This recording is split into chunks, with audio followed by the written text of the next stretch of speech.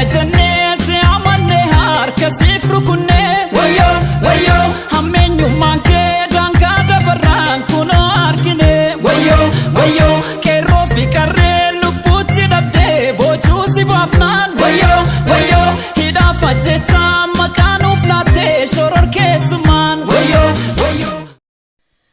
Ashama harka fuune daawwattoota YouTube Isaaq Zeenuu jalatti argamtan hundi keessan nageenyi keessan badhaadhaa akkam jirtu warri maatii kiyyan taane subscribe gochuudhaan maatii kiyyataa gamanumaan jechuudha warri maatii kiyya kanaan dura maatii kiyya taatan immoo like share review gochuudhaan na cinaa dhaabbachuun odeeffannoowwan haaraa fi haala waqtaawaa akkasumas siyaasa biyyattiin keenya keessa jirtu muddama biyyi keenya keessa jiru yeroo yeroodhaan hanga mootummaan kun kufuutti isin biraan geenya hanga xumura sagantaa keenyaatti akka nu waliin turtan kabajaan isin firir.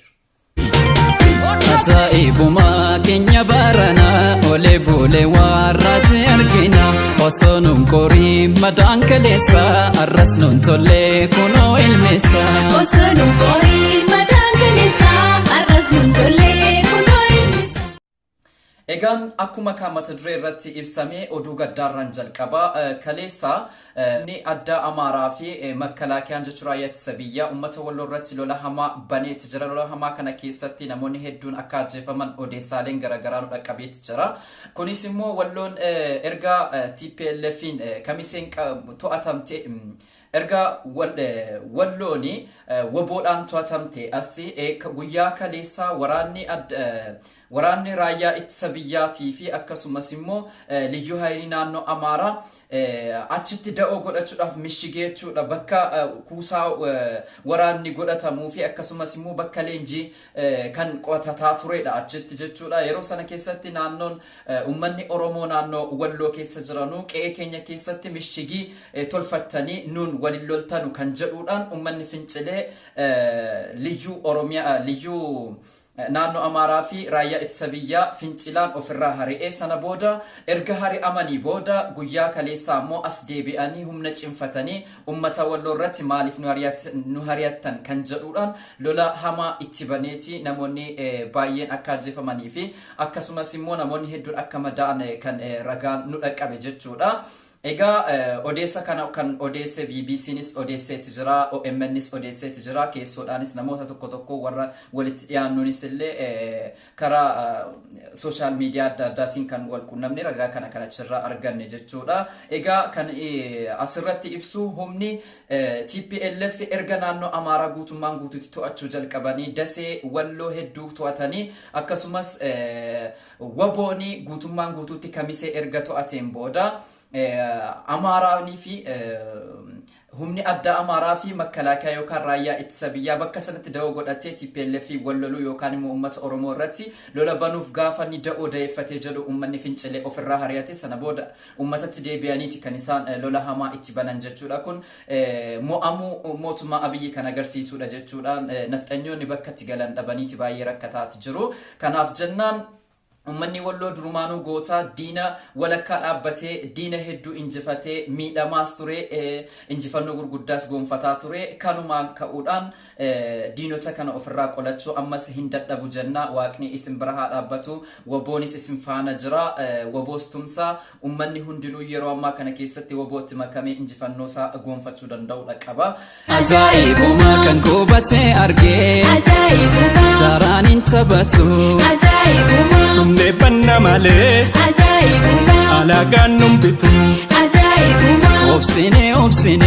ajaa'ibuma obsa daangaa darbee ajaa'ibuma karaanuu gadhiisi ajaa'ibuma Oromoon si jibbee ajaa'ibuma. Inni kabira akka odeessaaleen BBC Afrikaatii fi miidiyaaleen adda addaa gabaasaa jiranitti kanaan dura TPLF fi ABO'n waliigaltee mallatteessuu isaanii gurraan dhageenyeeti jira. Waliigalteen isaan mallatteessan kun immoo gara murteetti hin deemne garuu walumaan lolaa turan jechuudha. Yoo kan isin hubattan ta'e TPLF xiqqoosii raayyaa ittisa biyyaatiin humni isaa erga dadhabeetiin booda sana booda erga waboodhaan walitti makame injifannoowwan gurguddaa galmeessaati jira jechuudha. Iccitiin duuba kanaa kan jiru injifannoo kana akka jirri galmeessan kan godhaa jiru waboodhaa fi adda bilisummaa waboo jechuudha. Adda bilisummaa Oromoo ga'ee gurguddaa isaa taphataati jira. Egaa guyyaa kaleessaa immoo wanni nu dhageenye jenne akka oduu himaan TPLF obbo Geetaachoo Raddaa dubbatetti BBC Afrikaa irratti dubbatetti waboonii fi TPLF qaamaa wal bira ga'aniiti kamisee keessatti wal bira ga'anii waliin lolaa turan kan jedhudha kan inni ibse garuu gama hooggantoota waboo fi waboorraa ibsi kenname amma har'aatti hin jiru jechuudha kana sakattaanee jala buune isin biratti isin biraan ga'uu ni dandeenya kun kan agarsiisu waboonii fi injifannoo amma TPLF naannoo Amaaraa fi Kamisee keessatti erga Maqalee dhakaatee gara biyyoottan Abiyyiin jalatti bultu mootummaa Nafxanyaati kana jalatti bultu gara biyya 13 ol kan isin to'ataa dhufte iccitiin isaa duubni isaa akka waboon jara kana waliin jirudha kan ibsu jechuudha egaa amma odeessaaleen tokko kan nu dhaqqabaa jiru qaama mootummaa keessaa wal dhibdeen hedduun jiru warri Amaara jalatti hidhatanii jiranii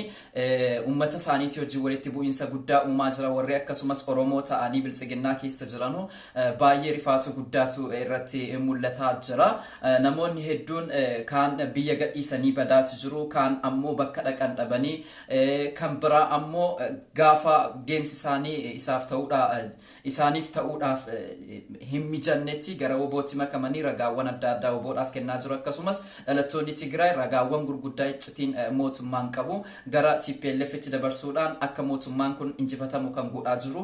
ga'ee guddaan kan taphataa jiru kanadha jechuudha inni biraa dhimma obbo Jawaar Mohammadii fi dhimma Baqqalaa Garbaa akkasumas Dajanee Xaafaa Hamzaa Booranaa namootan arfan kun seerri biyya keessa seerri manni murtii seera eegaa hin jiru jechuudhaan guyyaa hedduudhaaf beellama isaaniirraa oolaati turanii egaa sana booda manni murtii ammoo bakka isaan hin jirretti murtii dabarsuudhaaf gaafa jedhanu abukaatoon isaanii obbo Kadir didaniiti jiru jechuudha oliyyannoo gara mootummaa federaalaatti iyyataniiti jiru wannichi kun akka inni kufaa ta'u godheeti jira yeroo ammaa kana keessatti muddama hamaatu jira Abiy guyyaa edaa jechuudha guyyaa kaleessa ibsa inni kenne miidiyaa irratti kennetu jira naannoon Amaaraa amma guutummaan guutuutti warri mindaa qabanillee mindaa isaanii warri hojjettoota mootummaa ta'an hojii idilee isaa dhiisanii akka isaan bosona seenanii TPLF wajjiniin lolanii jedhanu ajaja guutummaan guutuutti dabarseetti jira namoonni hedduun kan didee baqataa jiru hedduutu jiru raayyaan ittisa biyyaallee liyyuu haayiliin Amaaraallee akkasumas faannoonillee kan isaan baqatanii warri madaan baqatanii gara Finfinneetti baqataa jiran gara biyya adda addaatti baqataa jiran hedduutu jiru daangaa Finfinneef daangaa Amaaraarra dhaabbatanii raayyaa ittisa biyyaa warra baqatan kana warra madaan ambulaansiidhaan geessanii akka gara lolaatti geessaa jiran oduuleen adda addaa nu dhaqqabaati jira gama biraatiin ammoo namoonni hedduun lola kana sodaatee injifatamuu ofii erga baree namoonni hedduun kan baqataa jirantu jiru jechuudha akkasumas immoo TPLF fi waboon haala adda ta'een jechuudha haala hin beekamneen istirateejii isaanii jijjiiranii gara Finfinnee erga makatanii bubbulaniiti jiru daangaan Finfinnee guutummaan guutuutti waboo jalatti ooltee jirti oduun jedhu ni jira egaa injifannoon yeroo muraasa keessatti kan gonfannu ta'uu qaba ummanni Oromoo bakkuma jirutti waboo faana hiriiree injifannoo amma dhufaa jiru kana gonfachuun dirqama dubbii gama Walloo kanatti isin deebisa dubbiin Walloodhaaf ka'ee Walloon diina walakkaa jirti waan ta'eef yeroo ammaa kana keessatti xiyyeeffannoo guutuun itti kennamuu danda'uudha qaba sababni isaas diinaan marfamtee jirti akkuma diinaan marfamtee jirtu immoo kutaa Oromiyaa hundarrammoo gootummaan isaanii waan nama ajaa'ibsiisuuf jaarraa hedduu diina walakkaa ta'anii warra Oromummaa isaaniitiif mirga isaaniitiif falmachaa jiranudha ammaaf oduun nuti qabnu kanuma fakkaata waan daawwattaniif galatooma warri maatii keenyan ta'anii subscribe gochuudhaan maatii keenya ta'a guddaa galatooma.